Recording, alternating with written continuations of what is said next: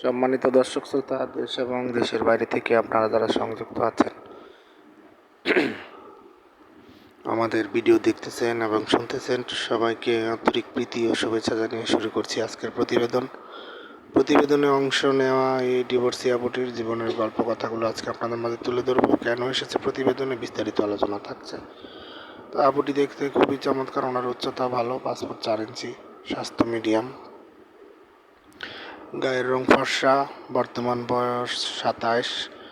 উনি একজন বিবাহিতা নারী, ওনার একটি ছেলে আছে। তো ওনার হাজব্যান্ড আপনার দুর্ভাগ্যবশত রোড অ্যাক্সিডেন্টে মারা যায়। তো বর্তমানে নিজেদের বাড়িতে আছে, বাবার বাড়িতে আছে।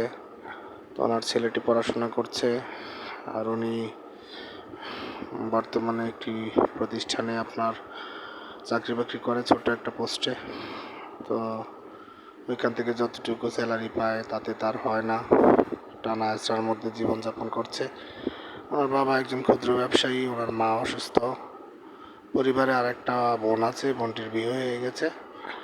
তো এখন উনি চাচ্ছে পাত্রের বয়স যদি একটু বেশিও হয়, বিবাহিত হয়, উনি নতুন করে জীবন শুরু করতে যাচ্ছে। ভালো একজন মনের মানুষের খোঁজে, দায়িত্ব নেওয়ার মতন একজন মানুষের খোঁজে প্রতিবেদনে এসেছে। আপনারা যারা এই ধরনের পাত্রীর খোঁজে আছেন, স্ক্রিনে দেওয়া নাম্বার আছে, ওনার সাথে কথা বলে নাম ঠিকানা ডিটেলস সব কিছু জেনে নেবেন। আর ওনার পড়াশোনা, উনি 5ম শ্রেণী পর্যন্ত পড়াশোনা করেছিল, আর নামাজ কালাম কোরআন পড়তে পারে। আপনারা বাকিটা ওনার মুখ থেকে ডিটেলস জেনে নেবেন। আর আমাদের চ্যানেলকে সবসময় সাপোর্ট করতে ভুলবেন না। ভিডিওতে একটি লাইক কমেন্ট শেয়ার করবেন যদি ভালো লাগে।